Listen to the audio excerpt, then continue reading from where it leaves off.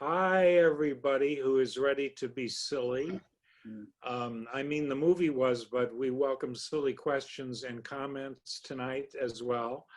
I'm Bill Rudman from the Musical Theater Project. The movie is Road to Morocco from 1942, and the stars are Bing Crosby, Bob Hope, Dorothy Lamour. I keep counting. I love to count these. This is our 15th film in our series, Let's Go to the Movies. I guess we're going to have to wait until we get to 20 to really celebrate, but 15's cool as well. And I celebrate Bing and Bob and their marvelous teamwork, as I know you guys do. As usual, if you're with us for the very first time, read the instructions on the screen so you will know how to participate, not only by using the chat, but by showing us, I'm quoting Cole Porter here, by showing us your fabulous faces. Right? Right. Debbie Sheeker, Heidi Lang, Joanna May Cullinan, they're all with us with their high-tech skills, and we really appreciate that. We're most grateful, and my co-host is back. Please welcome Bob Knoll. Hello, Bob Knoll. Hello, Bill. Glad to be back. And I gotta ask you right off the bat, how did you like the rarity that we screened the last time, which was Fred Astaire in a movie hardly anybody has ever seen, Damsel in Distress? How did you like it? I thought it was okay. It was like Fred Astaire light. That's how I looked at it. There were some good things in it, and he was great as ever. But it was okay. And Gracie and George Burns and all that. That was yeah, and all that. Yeah. Well, Bob, as you know, we like to switch things up all the time in this series. So we're going to make a sharp turn from Fred Astaire's charm to the mayhem of Bing Crosby and Bob Hope. I'm happy to say, Bob, you and I are too young to have seen Road to Morocco when it first came out in 1942. But I remember that in the 1950s and 1960s, the road movies were all over the place on TV. Is that when you discovered them? I discovered them when I was a little kid because my uncle worked at Channel 8, and Channel 8 had all the Bing Crosby, Bob Hope movies, and he would invite my grandfather, who was friends with Bob Hope's brother, by the way, because they worked in the refrigeration business together. But the bottom line, so we would sit there and he would bring the 16mm prints, and we would, every time we visited him, he'd show another road movie. So I saw all of them that way. Oh, boy. So it brings back a lot of memories. Well, have you got a question for our loyal audience out here? Yes, Bill. How come Road to Morocco is a musical? How does it fit in with our other movies? Because don't ask me, ask them. Okay, because there's 4 songs and a reprise. Right. And that's it. But yet it's a musical. Okay. So what are your opinions? Yeah, why is it a musical? Or isn't it a musical with, go on, Blanche? I would call it a movie with music, just like we see shows on Broadway that are plays with music. Right. I mean, but it was lots of fun. Yes. And Jack has some comments about how much fun it was, but I would not call it a musical. Although, Bill, you tell me if I'm wrong, the songs do contribute to the action and the characters and the setting and blah, blah, blah. Yeah. So maybe I'm wrong. Nobody's right, nobody's wrong. Right. But Bob, it makes me think of something that Stephen Sondheim has said forever, which was, the first show that he had contributed both words and music for was A Funny Thing Happened on the Way to the Forum. And that's a great score, and it didn't even get nominated for a Tony Award. And he said the thing is that that the songs in that musical were used as respites. Right. That there was so much comedy going on that you had to give the audience a break from time to time by performing a song. And I think to some extent that's true of this movie too. I think the songs are strategically placed And Yeah, so, definitely the however, Marx. I would call it a musical. I do. Yeah. That's just me. Well, you know, you're talking about like that thing. That's the Marx Brothers, why they had those That's the Marx musicals. Brothers. Definitely, because you'd be laughing the rest of the way. You needed time to relax. Yeah. Yeah, right. Yeah. Very So much so. anyway, any other opinions on musical or not a musical? Go on, Michael. Go on, Michael. You have your okay. Unmuted. Um, I think the reason it was a musical is because Bing Crosby had to do his thing. Yeah, Yeah. Okay. that's a good reason. Okay. And of course, Anybody they else? do some things together as well, which was a surprise for a lot of people back in 1942 who didn't realize that Bob Hope could hold his own as a kind of singer, you know? And he did. Debbie Schinker asks in the chat, why would it not be a musical? Okay. What's the difference between a movie with music and a musical besides singing? Anybody want to answer her question? That's a deep one, Debbie. Yeah.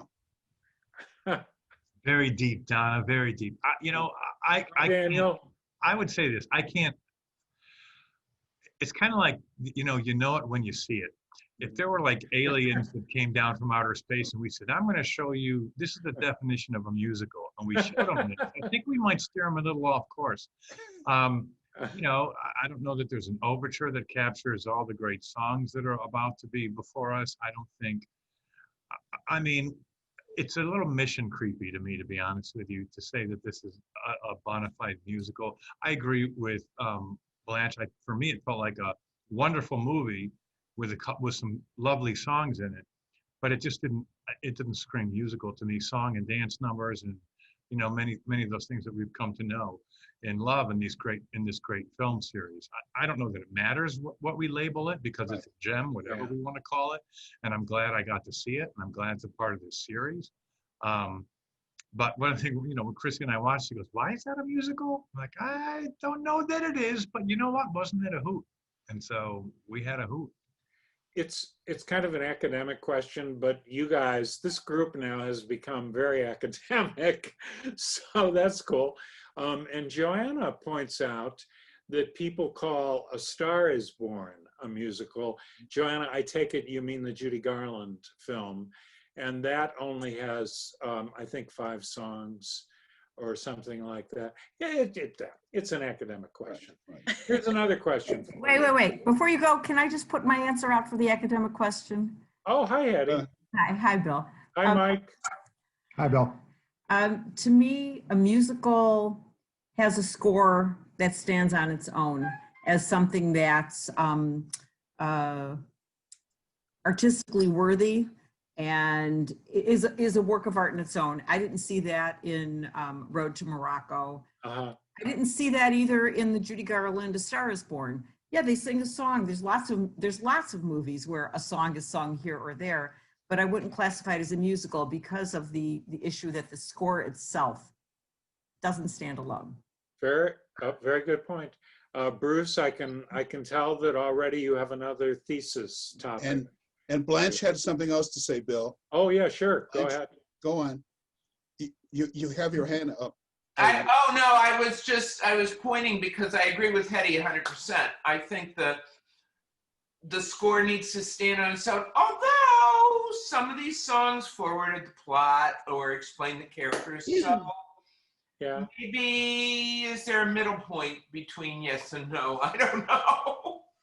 Well, We're getting ahead of ourselves here, but Cynthia Dettelbach raises a very good question. I'm so glad she did, because I love the scene. It makes me laugh out loud. She said, what was the point of the switching of the voices among the 3 stars in one of the musical sequences, which is a reprise of Moonlight Becomes You? I think the point is to create total silliness. I think that's the point. I mean, so that's all I need. I guess I'm an easy touch. Does anybody see any other point in it? No? Blanche is shaking her head vociferously. Yeah, So, okay. keep it Anyway, up. I think it's a hoot. I think it's a hoot. Here, let's change gears. Here's a very different kind of question for Hey, you. Bill, Yeah. Laurel Kest and Wayne Wensky both had their hands up for that. Oh, well, then by all means, guys. Go on. Okay, for the same reason that they broke the fourth wall, Yeah.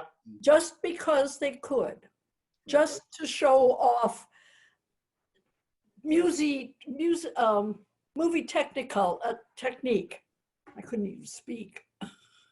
I think that's kind of brilliant what you just said. Maybe because in my intro I talked about breaking the fourth wall, and in these road to wherever movies, it happens all the time. Just as it did in the Marx Brothers, it became a convention of those movies, and I think that's pretty darn amusing. Okay, there's also somebody else, Bill, Michael's wife. I don't have your name. Carol, Go the ahead. immunity, yeah. The ultimate silliness in this whole movie was the camels talking. Oh yeah.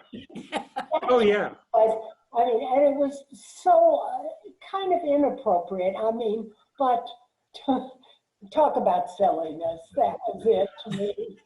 But you know something, that's a good point, because when you talk about inappropriate, when you establish sort of the rules for a movie like this, there's hardly anything that's inappropriate.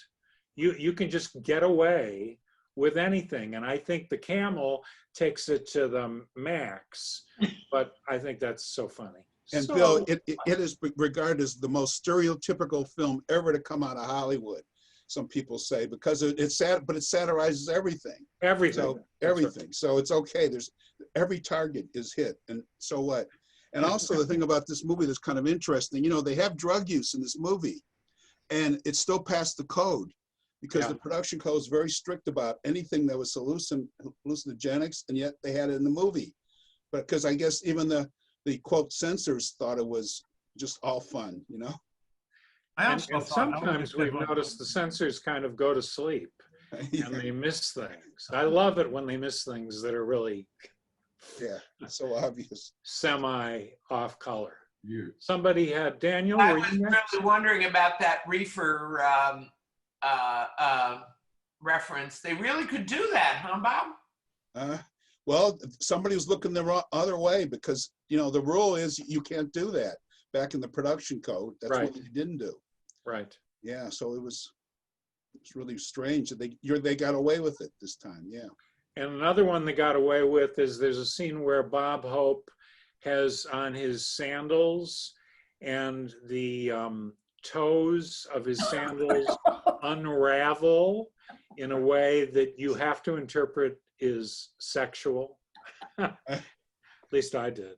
Maybe it's just me. No, I think it was planned, Bill. That just Can we Wait. turn a corner here, or Wayne Daniel, had you his had hand something up. you were going to add? Or I'm sorry, Debbie, was there a hand raised that? Yeah, Wayne had his hand up. Oh yeah, sorry, Wayne.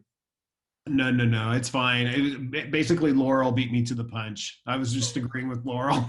I was just going to say that, you know, about the kind of the breaking of the fourth wall. That was that Yep. point. Yeah. One Yeah. point I would make, Bill, is I thought that happened in the desert scene when they were doing those three singing, and that just contributed to the nature of a mirage when they were imagining things. So for Yeah. me, it just took it to a whole nother level of wackiness, like they were saying with the Yeah. camel. Yeah. He has her hand up too, also. Yeah, I agree with you. Have we covered the hands, Debbie? Can we go around? No, we have some more phone call. Go on. Hetty Milgrams, the Milgrams have. Yeah, Michael has his hand up. I was going to say that the silliness starts right from the beginning, because here it's 1942, a ship goes down off the coast of North Africa. No mention of the possibility that it could have been hit by a submarine. There's no mention of the war Right, raging throughout North Africa while this is going on. It's like right. divorced from reality. Yeah, yeah, yeah. Now I'm going to turn a corner. So, if you were in this movie,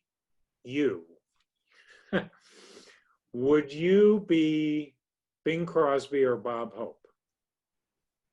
And why? All answers are correct. Okay.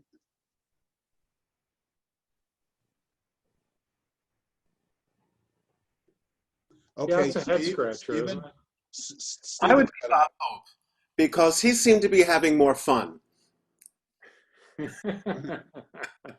especially with all the girls in the movie. Good point. Good point. So there's a vote for Bob Hope. Who else? Another vote. Hmm? Another vote for Hope. Another Bob Hope? I'm for Me too. I agree. Really? Wow. Oh, hi, Bridget. Howdy. Well, how about the Bing people? Don't we have any yes. don't we have any sort of major crooners in the Blanche said, audience? Blanche has something about that. Blanche? About, No, I just want to be Bing Crosby because of his voice. Yeah, I mean, sure. Yeah. Yeah, I would thought they too. were both equally silly and equally really funny in what the people needed in 1942. But Yeah. Yeah, I just would be Bing Crosby because of his voice. I mean, who would have thought that Bing Crosby could be so funny, or that Bob Hope could sing? I mean, those two surprises are part of the fun of the film, I think. You know, and they made just wanna be Bing 7 of Crosby. these over a 20-year period. Incredible. The last one's really bad though, so don't ever see Road to Hong Kong. Bill, because I haven't seen the early ones, or if I did, I don't remember them. That is an early one. It This is an the early third. one. Yeah. But in the first two, did Bob Hope never sing? No, he does. Oh, Yeah. okay. As far as I remember, he sings from the very first one on. And, you know, as I pointed out in the intro, people don't realize that he was singing on Broadway before he ever started making movies. Yeah. You know, he sang with Ethel Merman on Broadway. He introduced It's the Lovely. So he had chops of his own. He was very versatile. And of course, grew up in Cleveland.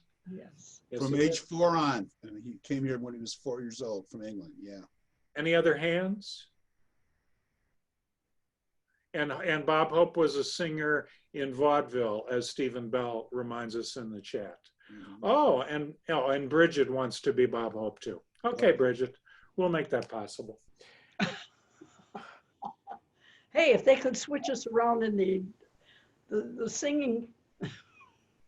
Yeah, well, that's true. Okay. Carol Salkin's got her hand up. Hello? Carol, Yeah. yes, go on, Carol. Carol? How would you characterize the sort of the stereotypes that each took? Was one more the aggressor? Was one more the buffoon? Was one that always plays more tricks or gets the better of one?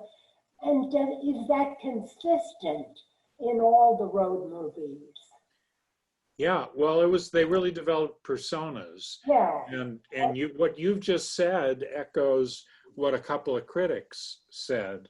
One said that Bob was the likable but brash comedy hero. Bing was loyal but devious. And I wonder what you think made that a good combo in making a movie like this as they play off each other. Was that somebody to like? Works in our marriage. Do you want to tell us who's who? Oh no, we're muting. They both like to be bad boys. I mean, That's they really, that's the best line of the evening. I was thinking this afternoon that the most famous movie comedy team of the 1950s was Dean Martin and Jerry Lewis. And I wonder how you would contrast Bob and Bing with Dean and Jerry. Go on, Bruce. Bruce, go on. Jerry Lewis seems to me was always slapstick. There was no slapstick between Bing and Bob. And that Jerry would just take over a scene whenever he and Dean would be together. It seemed he would ad-lib the entire scene out from under Dean. Mm-hmm. Mm-hmm. The And difference, Bing and Bob worked well together. They blended together. They interlocked. Yeah. And they, when they ad-libbed, they both did it. I'm not sure that Dean was that much of an ad-libber. Dean was the vocalist. He would sing the songs and get the girl, but he didn't know. I don't think he knew how to ad-lib. Unless he had a couple of drinks, like on his TV show. Yes, Eddie. go on, Eddie. what I was going to say is between Martin and Lewis and Bing and Bob, this was the only road movie I've ever seen. And Really? yes, and I'd seen excerpts, and of course I was very familiar with it, but I don't feel I have to see another one. I thought that for my taste, was as if it was two stand-up comedians, although Bing isn't a stand-up comic, but he was the straight guy, and it was just one scripted joke after the other after the other. With Martin and Lewis, there's more action, there's more variety. It feels like I'm seeing a movie, you know, something there's acting. Certainly it's coarse acting, but it has a whole different feel to me. And I love it. funny. I love that. And Debbie Schinker, Debbie, you should add to that, because I know you told me earlier today you were not a big fan of this movie. How come? No, I really wasn't. I mean, some of the moments that you were pointing out were funny. I think just because of the times that we're in, I got really tripped up by the fact that it was set in Africa, and there was one Black person who was the stereotypic, you know, very exotic dancer, even though they had other dancers and belly dancers. So I just got hung up on the lack of contemporariness given what's going on in the world today. Yeah, good point. And I think I said in the intro, every one of these road movies, all set in different places, they all have ethnic stereotypes, all of them. That was just built into the way the movies were conceived. Someone asked if Bob Hope And carrying the litter were particularly offensive. Thank you. Yeah. Yeah. Somebody asked if Bob Hope also starred in Roberta on Broadway, and the answer is yes. And Joanna says that her grandmother was in that on Broadway and knew him.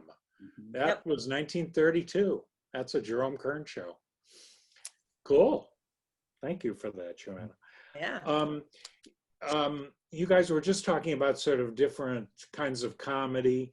And I think the word for Bob and Bing, even I would say more than Dean and Jerry, is wisecracks.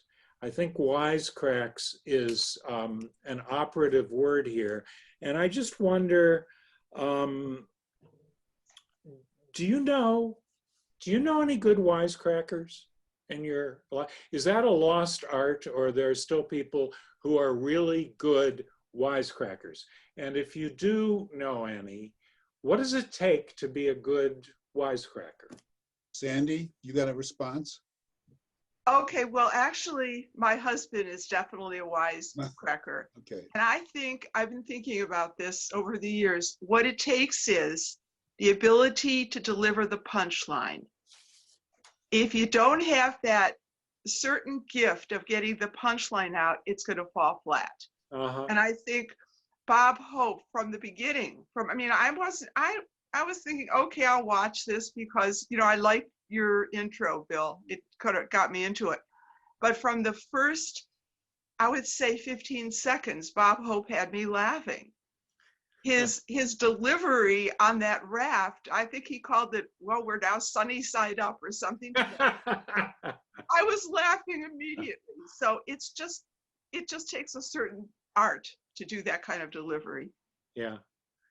Well, and in addition to the importance of the punchline, there's also setting up the joke too, Yes. isn't there? Yes. And that's as much of an art as actually nailing the punchline. I mean, Yes. it's tough stuff. I don't think we have, I don't know, you guys tell me, who would be some good examples of contemporary wisecrackers? Probably the late night satirists. Stephen Colbert. Colbert? Stephen Colbert, yeah. And of course, as Bob Knoll will tell you, because he's a veteran of television, a lot of those lines are made to seem as though they're ad-libbed, but they're actually scripted. Almost everything. And Paramount would hire writers also to write just jokes for these movies, besides the jokes that they come up with too, and the writers. So it was, they even bought material from other comics in these movies too. Yeah. Yep. It was to go from joke to joke to joke. That was the main thing of these movies. More than even a plot. You know. Right. Much more than a plot. Yeah. Yeah. Deborah Matthews points out that, you know, we've kind of been saying there's not much slapstick. She says, what about the nodding up and down when they were pretending to be heads? And what about Bob hitting Bing's butt with the sword twice? Yeah, those are good examples of slapstick. Yeah, definitely. Literally, he slapped him. Yeah, yeah, that's right. And the hot feet. Literally. Yeah. Well, we were all Hot feet. in on the jokes. Yep. There was like one great big in joke that everybody was in on. Yes. That they're under contract to Paramount for 5 more years. I know. Late I know, 8 and to 5, we run into Dorothy Lamour. I know. What, you're recapping the plot? Well, just for the people in case they just walked in, you mean they missed my big song? You know, we're all in on the jokes. I know. We're all in on the jokes. But I think it's so neat the way you guys have such different reactions to the movie. And therefore, you have different sensibilities when it comes to sense of humor. I think that is so neat. I love that. I love that. Yeah, go ahead, Laurel. I throw in something else totally. One of my favorite characters was the deceased aunt. Oh. And I thought that the bit that she couldn't be in two people's dreams and that she had to report to Mr. Jordan, whomever Mr. Jordan is, not quite sure, but I loved it whenever the Bob Hope aunt appeared in the dream sequences. Those were hysterical. It sounds like I'm not the only one who actually laughed out loud. Oh, yeah. Oh, yeah. Jordan was one of the more popular movies just around that time. Yeah, definitely. So everybody knew that. Definitely. And I have to say that even though I assume Hetty and Debbie did not laugh out loud, I know them both and they have really good sense of humor. So it's nothing personal. Well, the aunt was Bob Hope. And yeah, right. Yes, in drag. Yeah. Right. Yeah. I was amused many times, but I just wasn't laughing out loud funny. Yeah, that's quite all right. Quite all right. Yeah, I want to know. This may be such a stupid question. Is this movie about anything thematically?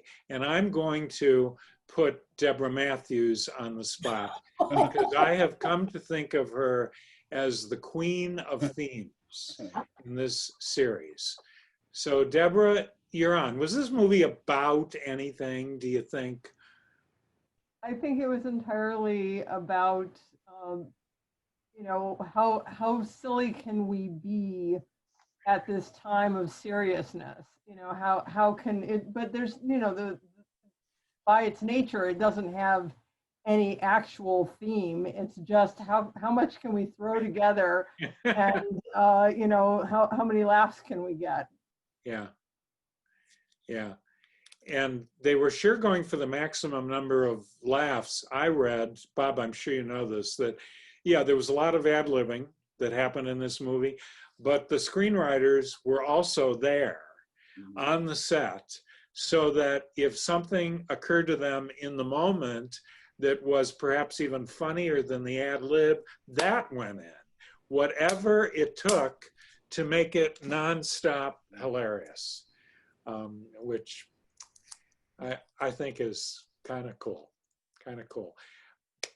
Bridget, we haven't heard from you. Is that because you were having computer trouble today? It's because I'm still unpacking my house, but I'm listening intently. We see your pretty face. What did you make of this movie? I enjoyed it. I thought it was really funny. I love Bob Hope. He's a scream. Bing's not always my favorite, although I do like his voice. So it was enjoyable. I pretty much echo everything everybody else said. Thanks for asking. Sure. Yeah. Go on, Cynthia. Cynthia Dettelbach had a comment? If there was any theme that you would extricate from it, it's something about a buddy movie. I mean, two guys riffing off each other, and there was something genuine there, even though they would, even though with all the shenanigans. So there was that two guys being friends and what friendship meant and didn't mean. Yeah, I hesitate to quote myself, but I'm going to.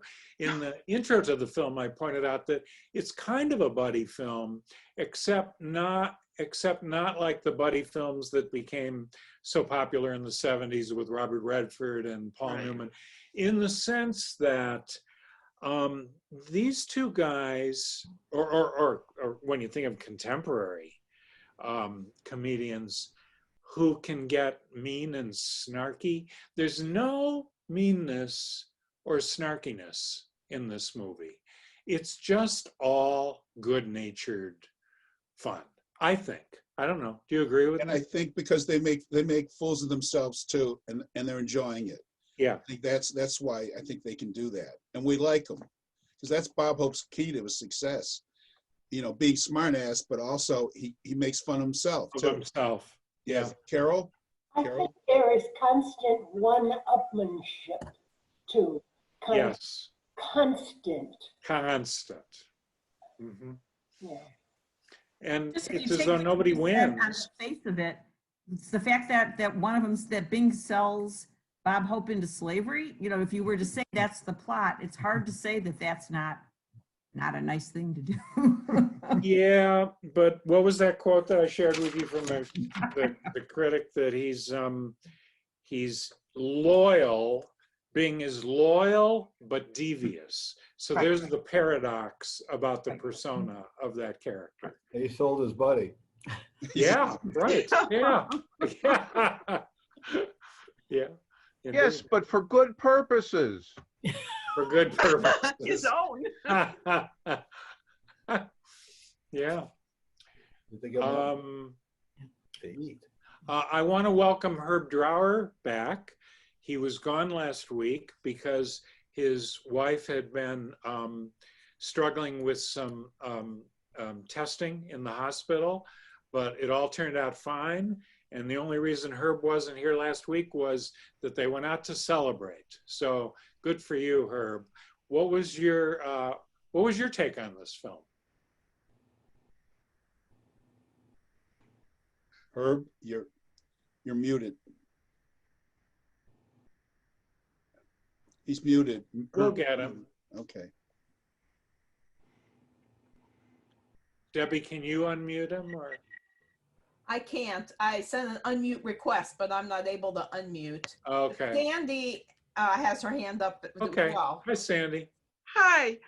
I have to comment that the song Moonlight Becomes You has literally been rolling through my brain since I watched the movie. And it reminded me that it is seriously one of my all-time favorite movies. And I went back to Frank Sinatra's version of Moonlight Becomes You. To me, it was very similar to Bing Crosby. And because I listened to both I cannot get this song out of my head. Good. I suppose I will by Monday, but it was so beautiful. I loved it then, and I love it now. And Bing Crosby recorded it. It was #1 on the Billboard charts. Really? Yep, for 17 weeks. So it was a popular Okay. song. So there's a good reason that it's stuck in my brain. Well, and the same songwriters wrote all of these scores, and I'm going to get to them in a few minutes. But Moonlight Becomes You, which I think has such a poetic title. Beautiful. Just the title. Yes. Was the most popular song from all the road movies. It absolutely hit. There's Herb. Welcome back, Herb. Are you on? Is your audio on? No, it still isn't. Huh. We don't have your. Hold on. It'll be. Yeah, Herb, I know you've been through this drill before. There's just something you're not.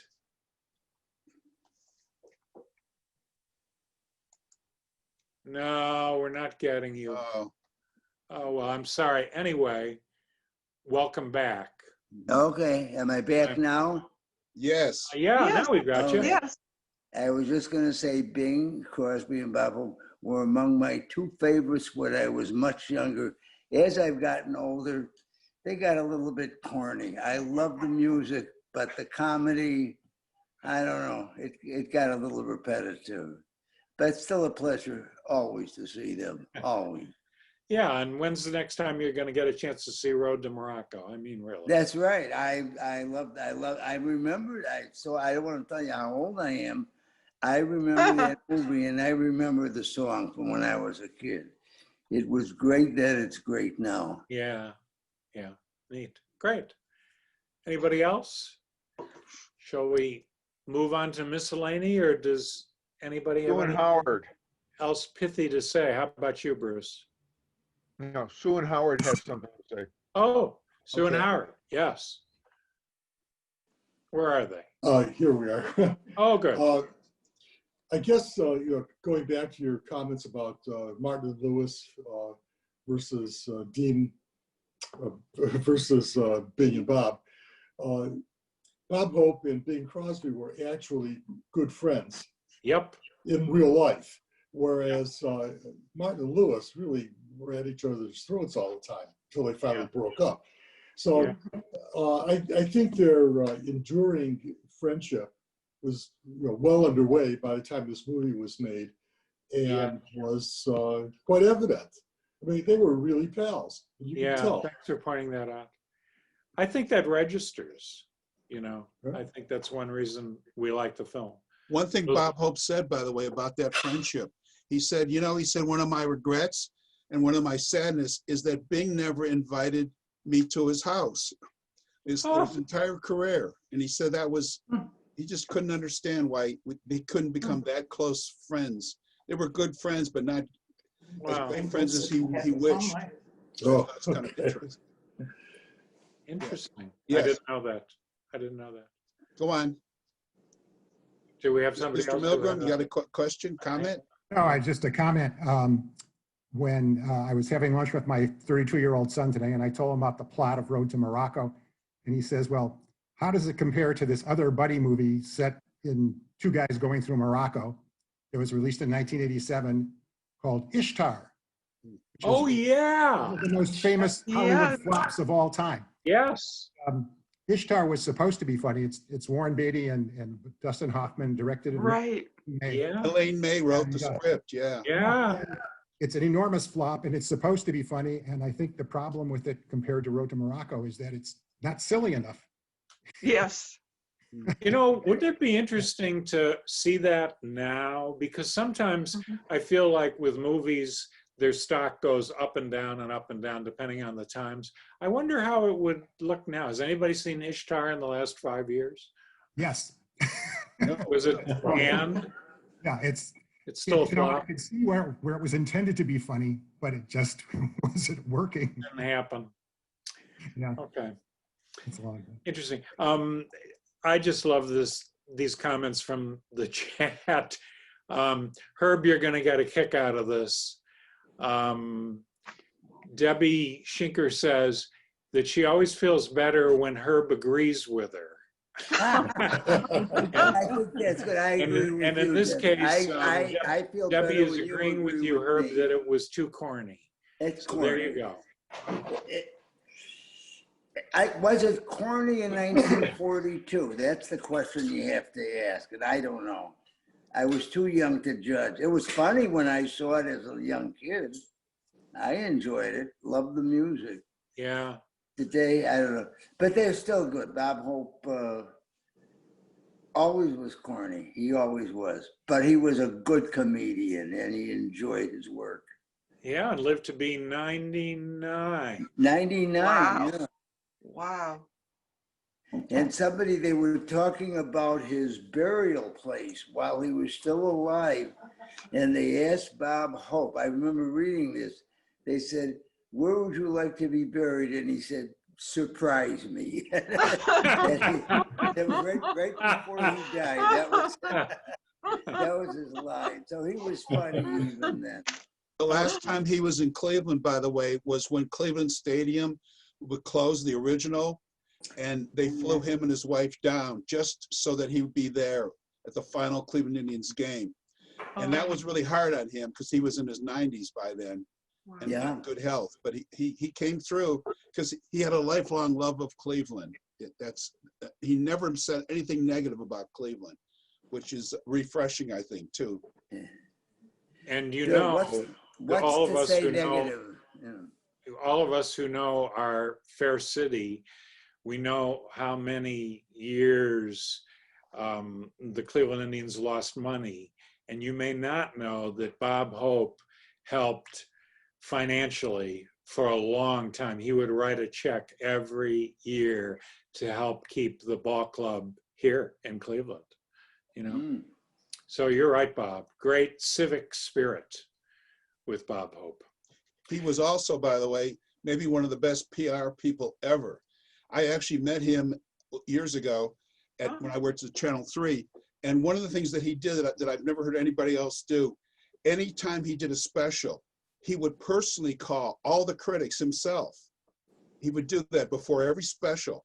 And one year what he did was he invited every critic in the United States to his house for dinner. That just shows you how rich he was. But that's a PR man. That's a PR guy. That makes me think, you know, Bob, the other person who did that was Carol Channing. Right. For years. You want to know where the critics She had little 3x5 cards with information on critics, wherever town she was touring. And what Carol Channing also did was she wanted to know where the critics were sitting. So she had eye contact the entire performance. Too. She did that too, which was that is showmanship. That's showmanship, yeah. It feels to me like we are getting to the time when we move to the diehards, but before that, we have our miscellany, as we always do. And boy, we have a piece of big news for you, which is our first piece of miscellany. And that is that we have a coming attraction. And I don't mean a movie, I mean the TMTP. We recently taped our first virtual cabaret. And you can see it, save the dates, you can see it sometime between November 5 and 8. It's called, as you can see, Sing Me a Story. And it's all songs that tell stories. So they range from The Ugly Duckling from Hans Christian Andersen to Nothing from a chorus line and a whole bunch of other cool stuff. Some of it really well known and some of it not. And Herb, I'm delighted because finally you're going to be able to see one of our shows out there in Boston. You can join us for that. The singers are terrific. We've got Ursula Catan and Eric Fancher for the show. Nancy Meyer will be with us, of course. We taped it 2 or 3 weeks ago at the Bop Stop, which was really fun. And no audience, just us. So it's up close and personal, and we really want you to see it. It's going to be available for purchase on those days only, November 5 through 8. So mark your calendars, and there's more info about it on our website. And I will share the link in the What chat, platform? Chat as well. What, Bruce? What platform do we go to watch it? That's a Joanna question. Joanna, can you pipe in here? Sure. So I just sent the link in the chat. When you purchase your tickets, it will send you a link to watch it directly. It's going to be on our ticketing platform site called Showtix for You. So it will play on demand on there. Great. Yep. And you know, we're not doing our usual fundraising slide this week, but if you wanted to toss in a contribution when you order your tickets, that's fine too. Anyway, we had such a good time making this show that we made a trailer for you.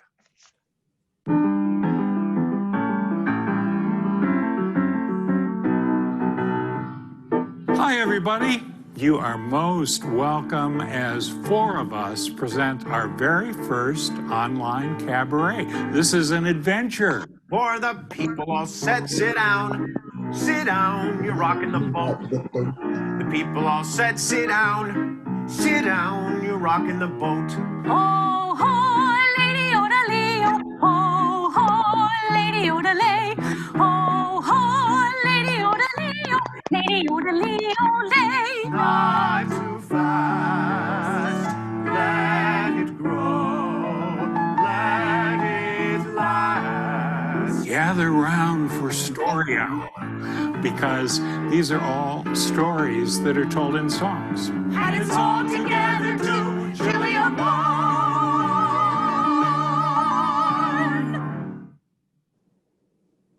Yeah, so you're gonna come see, oh good, I see some applause up there on the screen.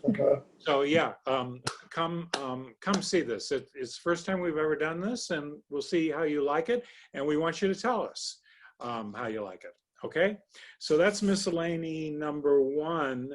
We have more news. Number 2, Bob, what's the next film? Elvis is in the building. He will be starring in 2 weeks with Anne Margaret in Viva Las Vegas, which is a fun musical. This is the musical that Anne Margaret made after she made Bye Bye Birdie with the same director. And that should be a hoot, as they say. And also, just to remind people, that'll be on November 12th. And then 2 weeks after that is Thanksgiving week. And we will have our program on Tuesday, November 24th that week. So save the date. Tuesday, November 24th during Thanksgiving week. Good. So a lot of good stuff coming up, and we want you to be there for that. Finally, miscellany number 3 is one of my favorite moments, because this is when I get to share with you a lyric from the songwriters who wrote the songs for the movie that you saw this past week. And you know, you've already complimented Moonlight Becomes You. I think all the songs are terrific. They're all by composer Jimmy Van Heusen, and a lyricist who is so underappreciated that I love the chance I have to just kind of remind us all that Johnny Burke wrote great, great lyrics. And in fact, Burke and Van Heusen were Bing Crosby's favorite singers for years. And I'm going to share an example with you. And you know, if those names don't ring a bell, how about if I say to you, Swinging on a Star, which won an Oscar. Sure. Here's That Rainy Day, Imagination, It Could Happen to You, Pennies from Heaven, on and on. Those are all by Jimmy Van Heusen and Johnny Burke. This song, I'm going to share the lyric from, it's from another one of the road movies. This one is from Road to where? Road to Rio in 1947, so 5 years later. And if I were a singer, I would prove to you that this is a perfect song. But since I'm not a singer, you're going to have to settle for the lyric. And I will conclude that you will believe it's still a perfect song. And hardly anybody ever does the verse, so I'm going to include the verse too. Who can say what love is? Does it start in the mind or the heart? When I hear discussions on what love is, everybody speaks a different part. Love is funny, or it's sad, or it's quiet, or it's mad. It's a good thing or it's bad, but beautiful. Beautiful to take a chance, and if you fall, you fall.